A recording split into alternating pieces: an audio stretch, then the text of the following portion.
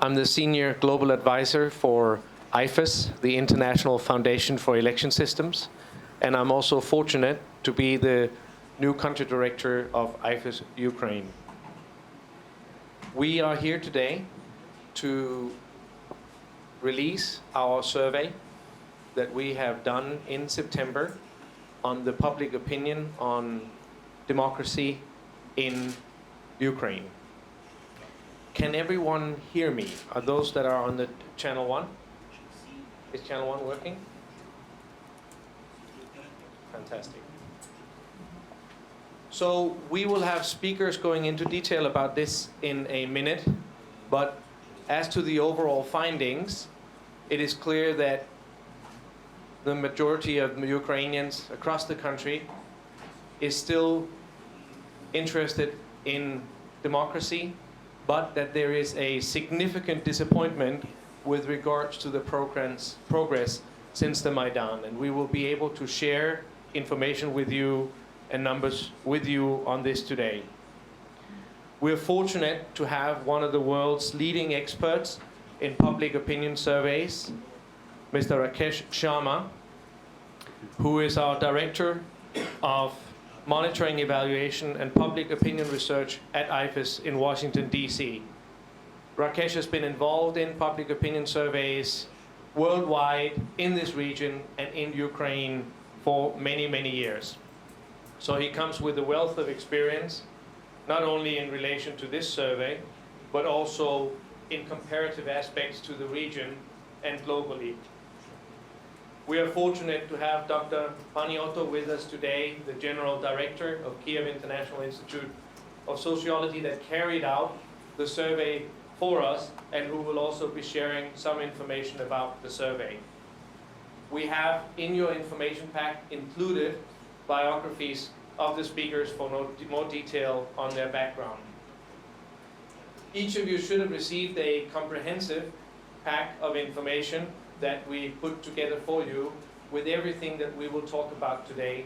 There's a press release, there's a detailed summary of all the findings of the survey, there's the full survey, our infographics, the biographies, and a few words about IFES in Ukraine. In order to facilitate coverage, we have also included a USB key which has all this information on it and from which you can directly copy and paste. IFES has worked in Ukraine for many years, since '98, and especially active after the Maidan. We work here and globally on the strengthening of democracy, on promoting democracy, and trying our utmost to help nations and institutions to build stronger electoral processes in their countries. And we're proud of the fact that we can be here in Ukraine and make a small contribution to an ever-evolving, interesting situation. With this, I would like to hand over to Dr. Paniotto to go through a few issues around the methodology, and then Rakesh will follow thereafter with the actual presentation. Doctor, please. Я хотів би відмітити, що Київський міжнародний інститут соціології робить дослідження для Міжнародної фундації електоральних систем. Останні, починаючи з перших досліджень, це 15 чи там 18 років.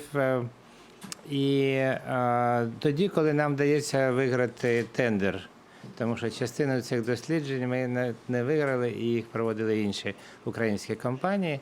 І слід сказати, що, як правило, українські компанії мають різних клієнтів, і ми теж. І ці дані, які стосуються виборів, вони мають індикатори, різні індикатори, по-різному ставляться питання і так далі.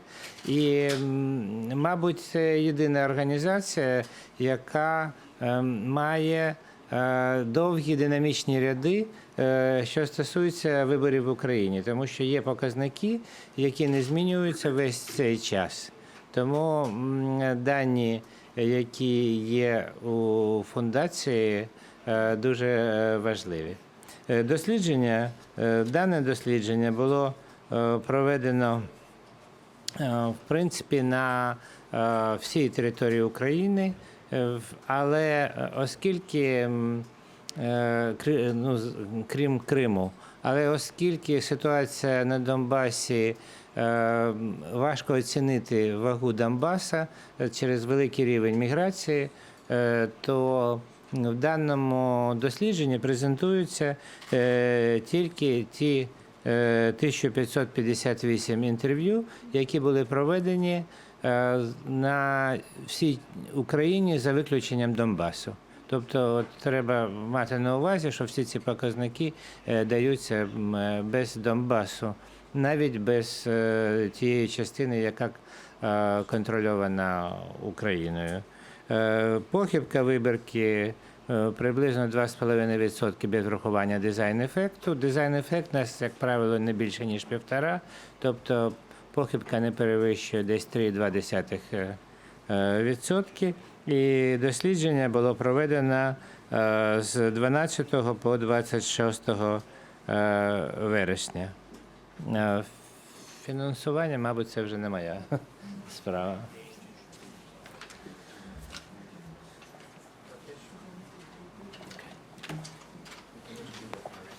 Okay, thank you. Thank you, Dr. Paniotto. We will actually be asking you to comment on some of the findings after I go through them. Okay.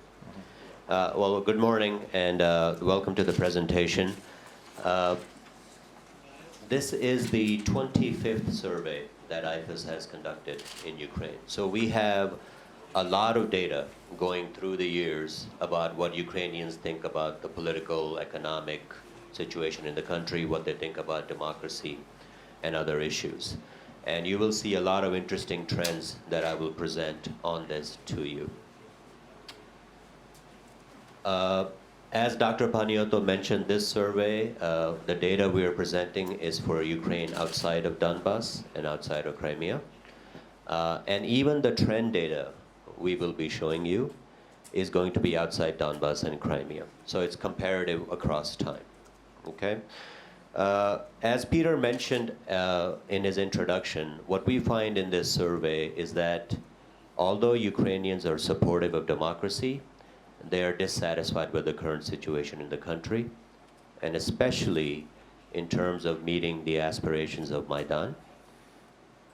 And it is a very critical time for Ukraine, because generally what we have found in our surveys in Ukraine is that when people are dissatisfied with the economic situation, when they're dissatisfied with what is happening in the country, they also start to lose faith in democracy. It's somewhat different this time. We are continuing to see a strong faith in democracy among a large percentage of the Ukrainian population, but our sense is that what happens with the reform efforts moving forward will have a large impact on what people think about democracy in Ukraine going forward. So you will see this in some of the data we will present. So I will start off by talking about what Ukrainians think about the current situation in the country. This is a question we have asked people about whether Ukraine is headed in the right direction or the wrong direction. The blue line is for the percentage saying Ukraine is headed in the right direction. The orange line or the red line is for percentage saying Ukraine is headed in the wrong direction. And you can see we have data going back to the February 2005 survey. What I want to focus on is the current data, and especially starting at this cutoff point in October 2013, right before Maidan, or right as Maidan was getting started. You can see in October 2013, 14% of Ukrainians thought Ukraine was headed in the right direction, 59% thought it was headed in the wrong direction. But in the two surveys we conducted after that, in September of 2014 and December of 2014, what we see is the percentage thinking Ukraine is headed in the right direction increased significantly. So 34% and 33% in those two surveys. You still had more Ukrainians saying Ukraine was headed in the wrong direction, but it was much smaller than what we had seen in previous surveys before that. But now, if you look at the last two surveys, in June of this year and in September of this year, what you will notice is the percentage saying Ukraine is headed in the right direction has gone down again to 20% in both of those surveys. And a majority in both of those surveys think that Ukraine is headed in the wrong direction. So the optimism that sort of had risen after Maidan seems to be coming back down again, and pessimism is rising in the country again. There are many reasons for that. When we ask people whether they're satisfied or dissatisfied with the economic situation in the country, 95% say they're dissatisfied.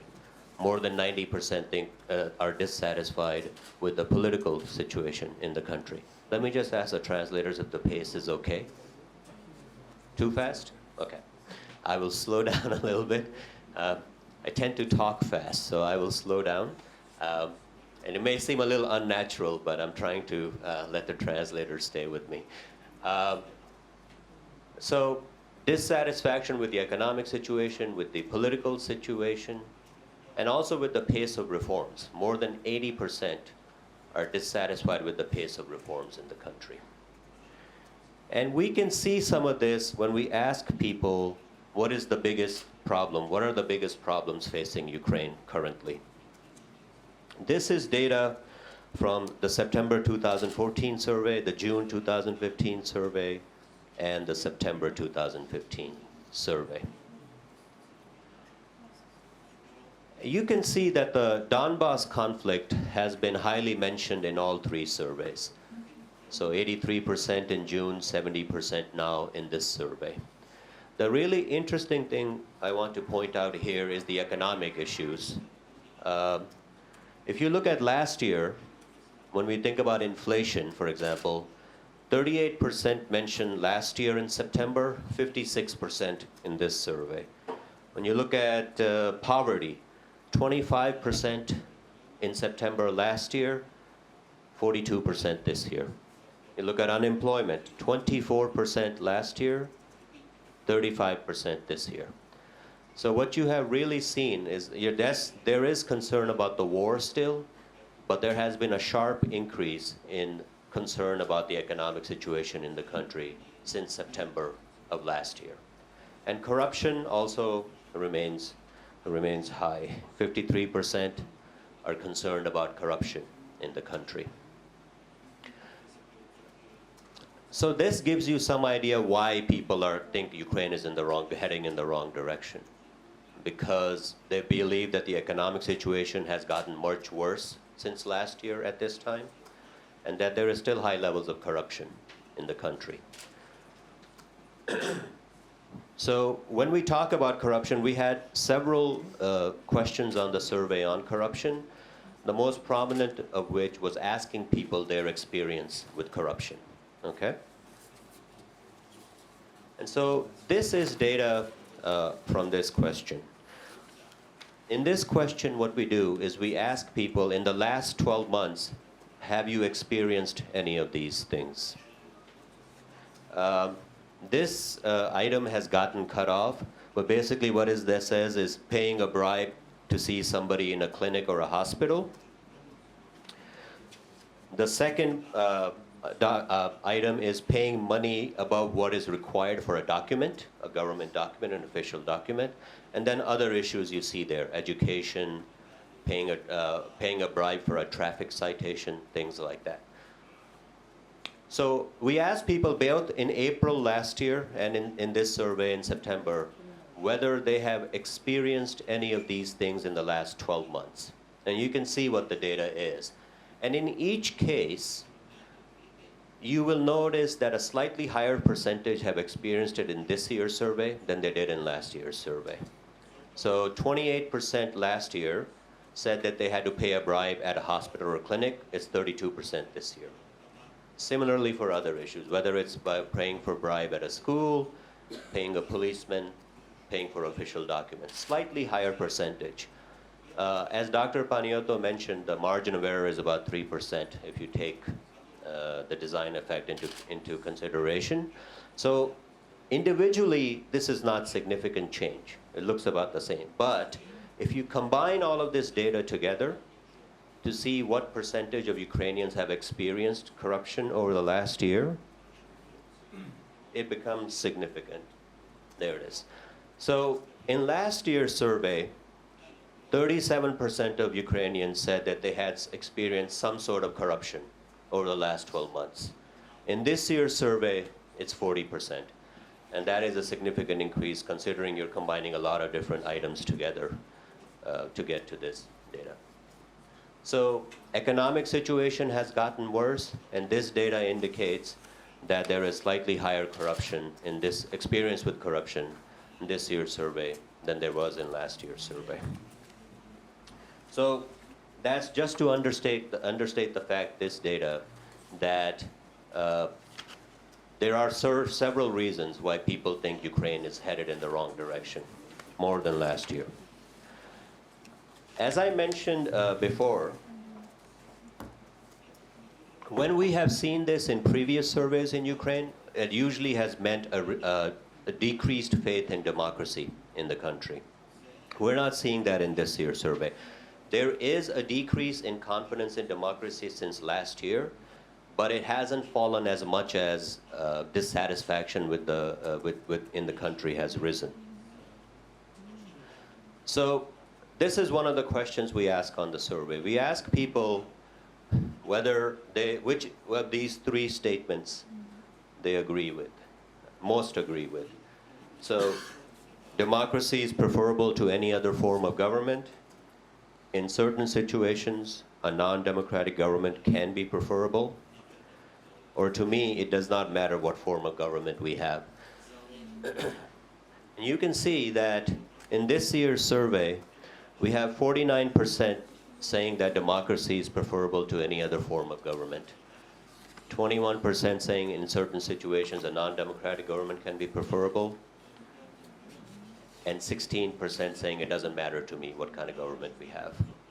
Now, the percentage saying that democracy is preferable has fallen from 65% to 49% from last year to this year. But you will notice that it is still significantly higher than what we were saying before Maidan. So before Maidan, it was about a third, a little bit more than a third of the population who said that democracy is preferable. It's at 49% in this survey, which is significantly higher. So there is more of a higher belief in democracy as a system of government right now than there was before Maidan.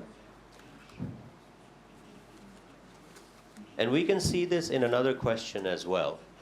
We give respondents two statements. The first statement is the orange statement that you see up there. It should be a priority for Ukraine to pursue economic development, even if it means foregoing some democratic rights. The second statement is Ukraine's priority should be to maintain democratic rights for its citizens, even if this means the economy develops slowly. So basically, we're asking people to prioritize either economic development or democratic rights. What do they prioritize? And the data on this survey is encouraging, again, if you care about democracy. You can see the percentage who prioritize democracy in this survey is 42%. Right before Maidan, in October 2013, it was 30%. So an increase of 12% since that time period. On the other hand, the percentage who prioritize economic development has stayed relatively the same, 37% to 36%. What has happened is a lot of people who were undecided now prioritize democratic rights over economic development. And you can see that this is generally the case for most subgroups. The one area I want to point out is the South. The South is the region where significantly more people prioritize economic development over democratic rights. So 62% prioritize economic development, 24% prioritize democratic rights. And we see this in other parts of this question, when a survey, when it comes to democracy as well, that the South seems to be less satisfied with democracy than other regions in the country. When we put the data we have on various questions on democracy together, we can create three groups of Ukrainians, okay? So this is based on combining data from several questions on democracy. And the three groups are those with a strong attachment to democracy, those with a weak attachment to democracy, and those who are sort of have mixed opinions. So we compare October 2013 to this survey. You can see in October 2013, 33% had a strong attachment to democracy, 38% had a weak attachment to democracy. In this survey, you have 41% with a strong attachment to democracy, 35% with a weak attachment to democracy. So an increase, significant increase in percentage of Ukrainians with a strong attachment to democracy since the October 2013 survey before Maidan. So this is what we were alluding to when we were saying that even though people are dissatisfied with the situation in the country, you still have a significant percentage of Ukrainians now who have strong attachments to democracy. The question now is, will this strong attachment continue if there is not any movement on the reform efforts going forward? That is the question to look at over the next year or two in Ukraine. Now, even though more people than before have a strong attachment to democracy in Ukraine, it does not necessarily mean that they're satisfied with democracy in Ukraine.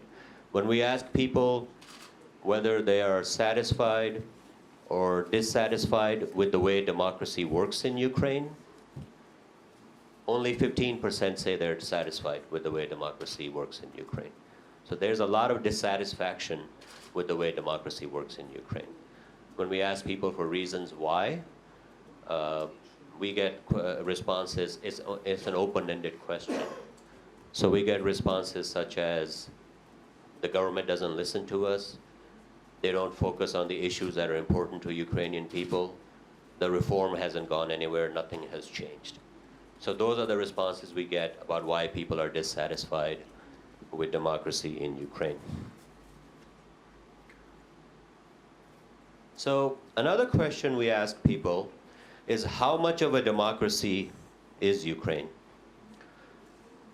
And the response, the choices are, it's a full democracy, it's a democracy but with minor problems, a democracy but with major problems, or not a democracy at all. This is a fairly standard question that is asked in democracy surveys around the world. And you can see, if you look at the data, if you combine these three together, what you get is about 64% of the population saying Ukraine is a democracy of some sort, but also most of those people are saying that it has major problems. This is why you get the dissatisfaction with democracy. Because even though people believe Ukraine is a democracy, it has significant shortcomings. That is what is being indicated here with 43%. 23% say that Ukraine is not a democracy at all. So we have strong attachment to democracy, but also very high levels of dissatisfaction with how democracy works in Ukraine. If you look at the regional profile here for this, highest percentage is in the West, 49% saying Ukraine is a democracy, but it has major problems. Actually, in every region of the country, that is the highest response, that Ukraine is a democracy, but it has major problems. And that is the sort of thread we see going throughout the survey. People want democracy in Ukraine, but they're also seeing a lot of problems with democracy in Ukraine.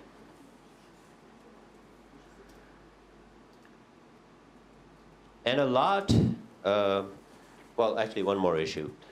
The other sort of issue we have asked about is Ukraine's foreign policy orientation.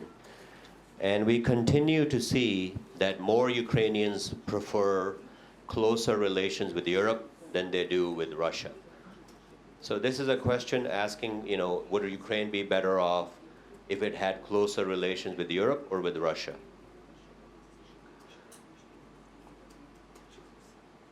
So in this survey, 49% say Ukraine would be better off with closer relations with Europe. Only 8% say that it would be better off with closer relations with Russia. 19% say both. What is really interesting here is to compare the 2012 survey with this survey. You can see in 2012 there was actually a split in Ukrainian public opinion on this issue. You had 33% saying Ukraine would be better off with closer relations with Europe, 29% saying Russia in that survey. And remember, this is Ukraine outside of Donbas, so this is not even counting Donetsk and Luhansk and Crimea. This is outside of Donbas, that this was the opinions of people in Ukraine. And what has happened over time quite clearly is the percentage preferring closer relations with Russia has gone down significantly to 8% in this survey. And that is primarily because of the loss of confidence of relations with Russia in the south and the east of the country, outside of Donbas. So if you look at this survey in particular, if you look at the regional breakdown, I mean, of course, in the West, 71% Europe, 51% in the North, 48% in the center. But the interesting regions are the South and the East, outside of Donbas. So in the East, 29% Europe, 16% Russia. In the past, you would have had much higher in 2012 preferring Russia than Europe in the East. Similarly in the South, 30% Europe, 14% Russia. You would have the reverse if you had gone back to 2012 on this question in the East and the South. So that is where we're seeing a lot of erosion in terms of preference for closer relations with Russia in the East and the South of the country. Now, one of the reasons that we see a lot of dissatisfaction with democracy is because people don't think that the aspirations of Maidan are being met by the current authorities. When we ask this question, do you think the current authorities are addressing the aspirations of Maidan? Only 5% say that the current authorities are addressing Maidan aspirations. Close to 60% say that it's not. And this is even worse than 1 year ago. 1 year ago, 20% said that the current authorities are meeting the aspirations of Maidan. So that was low. It's even lower now at 5%. So one of the things we wanted to do was to see what people thought Maidan was about. What were the reasons that Maidan took place? And so what we did is we gave respondents some commonly cited reasons for why Maidan took place. And we asked them to pick 3 of these as the reasons Maidan took place.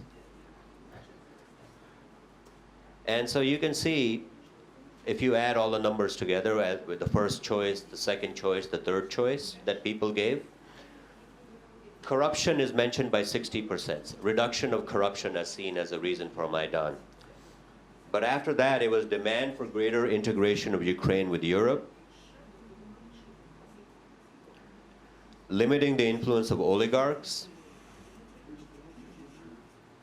having a country with liberal values, reforms of the judiciary, and more democracy in Ukraine. So the top reasons why people think Maidan took place is because of public integrity, corruption and reducing influence of oligarchs, and also liberal values, integration with Europe, more democracy, reform of the judiciary. That is what 2 years after Maidan, people think Maidan was all about. Those are the reasons Maidan took place. So given this, we asked people whether they've seen improvements in any of these issues over the last 2 years. And you can see in this chart, when we ask people whether they've seen a lot of improvement, some improvement, not much, or none at all,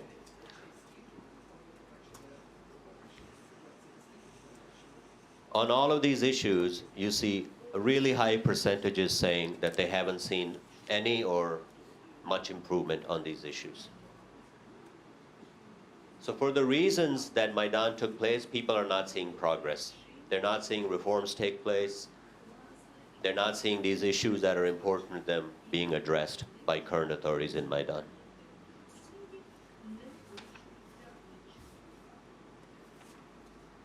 So what that means is there's a lot of loss of confidence in political leaders in Ukraine right now. When we ask people about confidence in the top leadership in the country, you can see we have very low ratings for all of the leaders. The highest percentage is for President Poroshenko, 32%. But you have 62% who don't have much or any confidence in President Poroshenko.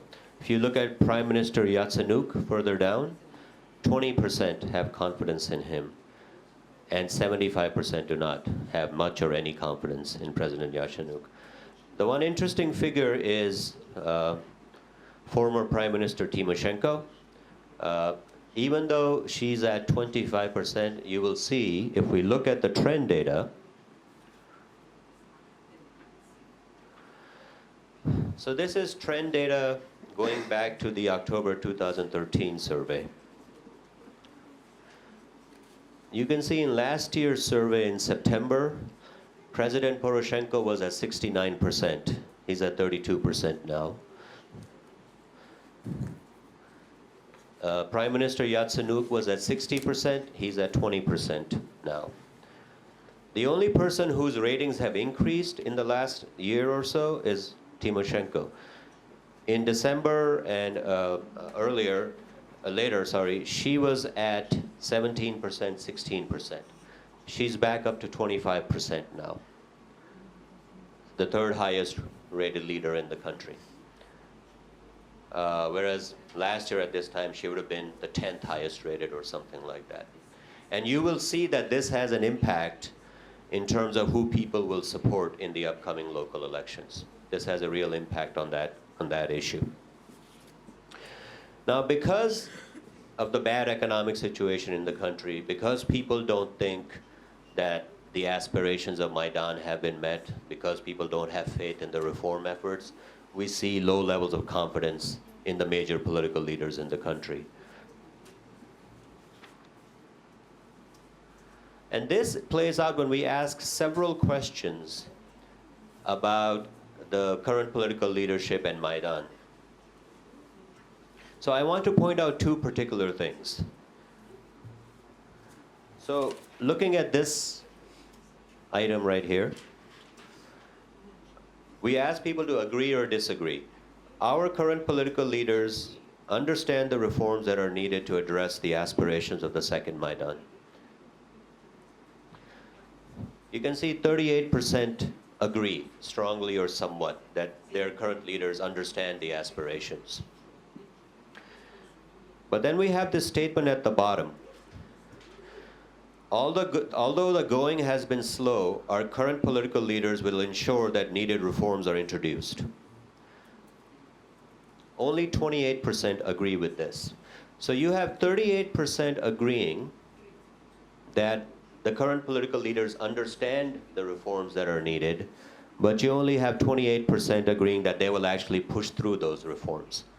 So there's a gap of about 10% between those who think the leaders understand the reforms and those who think that they will actually push those reforms. And this gap is particularly big in the west of the country. There's an 18% gap between the percentage who think in the west, who think that the current political leaders understand the reforms that are needed, versus those who think that they will actually push those reforms. So because there is a lack of faith in current political leaders actually pushing reforms, you have very high agreement with this statement up here, which is that the only way the objectives of the Maidan can be achieved is through a new generation of leaders not tied to the status quo. So that's a pretty strong statement by Ukrainians. 72% saying that this current leadership is not going to undertake the reforms that Maidan set in place, that we need new leaders who will do this. So this explains to some extent why there is a lack of confidence. There's low levels of confidence in the leadership right now. People have confidence in democracy, a significant percentage of Ukrainians do, but they're not seeing the changes that should be coming about in the country. And that's why you're seeing low levels of confidence in leaders in the country.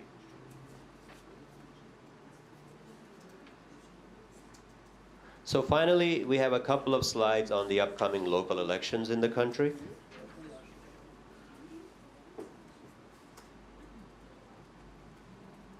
When we ask people whether they're likely to vote in the upcoming elections, 41% say they're very likely to vote, 30% say they're only somewhat likely to vote.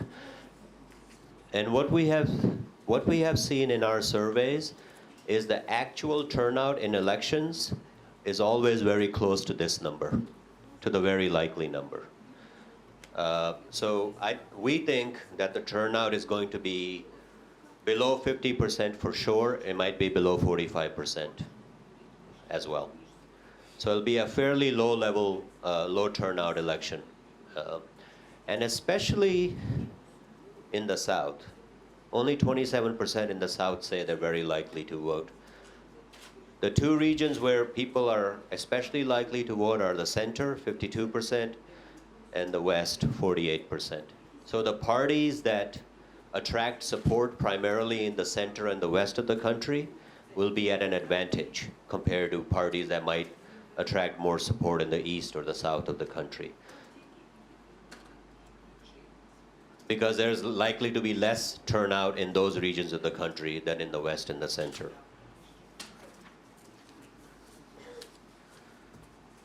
When we ask people about the integrity of the upcoming elections, 44% of Ukrainians think that the election will be reasonably free and fair. 33% do not think it'll be free and fair. And then finally, we asked people who, if the election was held today, who they would vote for. Now this data is only for those who say they're very likely to vote. Because again, I explained that those are the people that are actually likely to vote. The others are not likely to vote. So among those who are very likely to vote, we get the Poroshenko Udar bloc, 13%. Batkovshchina, 11%. Samopomich, 8%. The Radical Party, 6%. And the opposition bloc, 4%. Now, we have a very high percentage saying they haven't decided yet. We don't think that is actually these people probably just didn't want to give us who they're likely to vote for, so they say they're undecided. Because this survey was finished about 4 weeks before the election, so a lot of these people should have decided on their choice by then. If we take out this 36% and we recalculate, then what we would get, we're assuming in this case that everybody else will vote, the votes can be distributed proportionally if you do that. So that's a big assumption. If you think that assumption is correct, then what you would get is Poroshenko Udar with 22%, Batkovshchina 18%, Samopomich 14%, Radical Party 11%, Opposition Bloc 7%, Right Sector 5%, and Svoboda 4%. But I think Dr. Poniotto can make some comment on whether that's a correct assumption to make or not, and how that matches up with other surveys. I think he's had a recent survey on this as well. So, Dr. Paniotto, if we can just wait.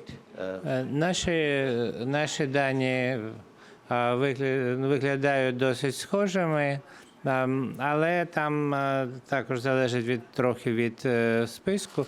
Але слід взяти до уваги, що в нас опозиційний блок отримав набагато більше, і він займає 3-е місце, власне, «Батьківщина» 2-е, і опозиційний блок 3-е.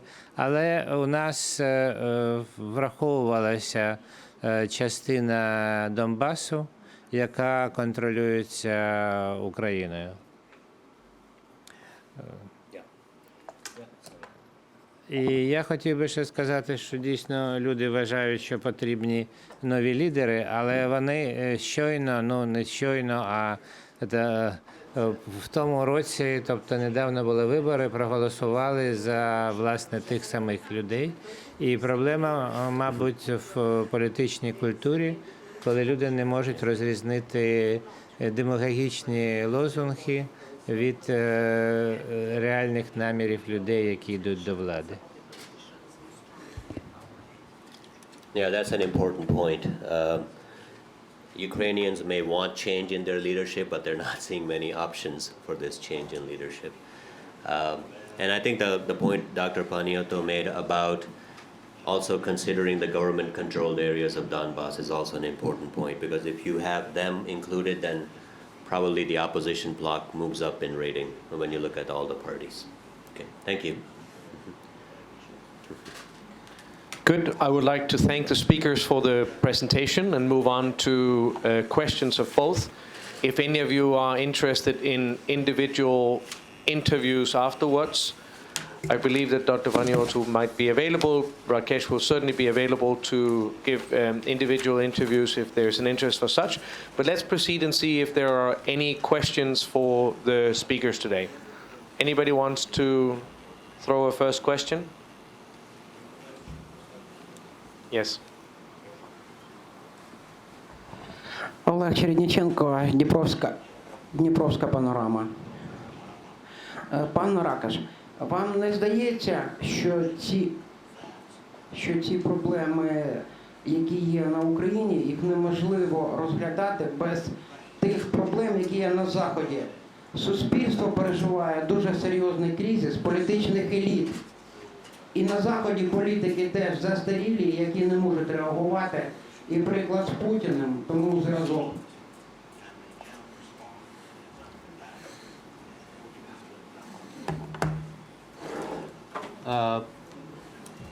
Does this work? Can you hear me? Yeah? Okay. No, that's a good point. I mean, politicians are unpopular throughout the world. You rarely find politicians with very high levels of confidence. But I don't think it's as bad as it is in Ukraine. And actually, if you look at the Ukraine numbers for politicians, for political leaders, historically speaking, these are relatively high numbers for Ukraine for politicians. When we were doing surveys in 2008, 2009, 2007, when the battles were going on between Yushchenko and Timoshenko, you had very low ratings for all political leaders in the country. I think they were in the 20% range at that time. So 32% for Poroshenko actually looks like a very good number right now. But it's significantly lower than it was last year. I think just people in Ukraine tend to sour on their political leaders a lot quicker than maybe people in other parts of the world. Dr. Paniotto? Any other questions? Yeah.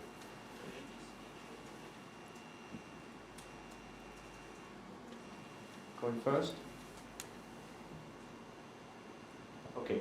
Then thank you very much for coming today. Well, can Yeah. we see if Dr. Paniotto has any We can. comments? Yeah. Absolutely. Do you have any comments on any of the other findings in the survey?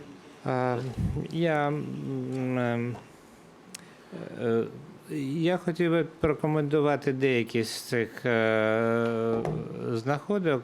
По-перше, те, що Україна рухається в правильному напрямку, частина людей сприймає це як загальне твердження, і коли в країні йде війна, то вони кажуть про те, що це неправильно і країна рухається в неправильному напрямку.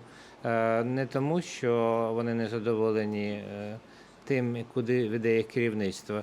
Коли ми ставимо питання про те, чи веде керівництво в правильному напрямку, ми отримуємо трохи вищі дані, ніж просто так. Щодо рівня бідності і проблеми бідності, то наші дані по виміру рівня бідності підтверджують зростання рівня бідності. І перша половина 2014 року ще не позначалася на зростанні рівня бідності, можливо, через те, що у людей були запаси. І зараз рівень бідності зростає, і за нашими показниками він складає приблизно 20%. Він був 8% і більш ніж вдвічі зріс за останні 2 роки. Але це поки що менше, ніж було, скажімо, у 99-му році, коли рівень бідності був 52%. Щодо корупції, то важливо те, що в цьому дослідженні не тільки сприйняття корупції вивчалося, а досвід корупції. І справа в тому, що в наші дослідження, ми зібрали там банк досліджень, були буквально такі, із 60 досліджень, тільки декілька вивчали досвід, а всі інші сприйняття. І все ж таки досвід набагато менше, ніж сприйняття корупції, і він менше, ніж був за часи Януковича. У нас є зараз великий проєкт, який теж фінансується USAID, де ми будемо вимірювати це більш детально. А що стосується сприйняття корупції, то воно дуже сильно зросло через 2 обставини, які дуже відрізняються від того, що було 2 роки тому, от за часів Януковича. По-перше, тоді засоби масової інформації, власне, тільки П'ятий канал, можливо, і там TVI, було 1-2 опозиційних канали, які казали про корупцію. А по-друге, влада про себе не казала, що вона корумпована, а тільки опозиція.